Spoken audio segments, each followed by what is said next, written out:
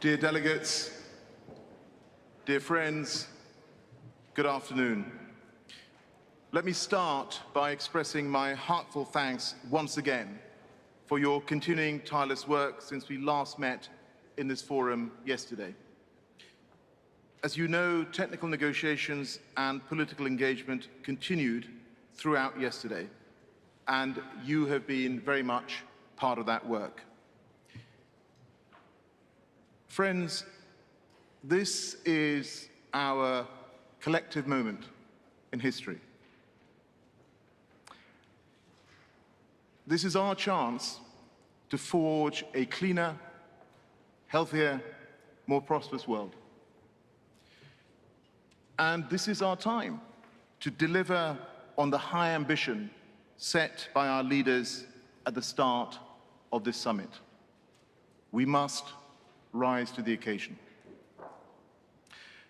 You will know that at 6 p.m. yesterday, I was pleased to see that agreements that we have reached so far at this conference were adopted by consensus. And I do think this is a testament to the collegiate and constructive spirit of cooperation that I have witnessed throughout this COP. And I want to thank you. And as we proceed through this critical day, I request that you continue in the same positive spirit which has delivered real results so far. Facilitating ministers work late into the night to address key issues, including on finance and loss and damage. And my team and I, supported by the Secretariat, worked throughout the night to further develop the texts that have issued this morning. I do believe that these texts are the product of a transparent, inclusive, and party-driven process.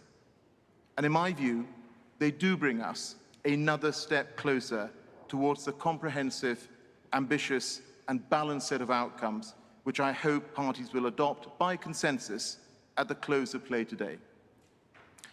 We have made a lot of progress. And I'm grateful for the accelerated efforts on finance in particular after I shared my concerns with you all yesterday morning on the slow pace at which these discussions had been moving. But as you can see, the texts that have been put forward are not yet totally clean. Brackets or options have been retained where there was not sufficient clarity on the way forward. And this is despite the extensive discussions in the negotiating rooms and my team and my own bilateral engagement to date.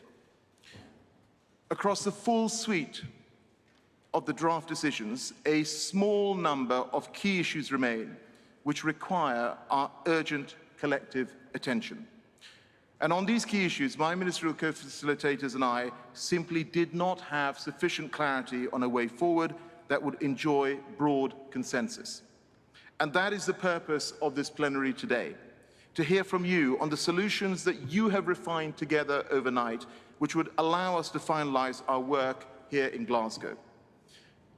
And I also want to receive your guidance on how best to proceed.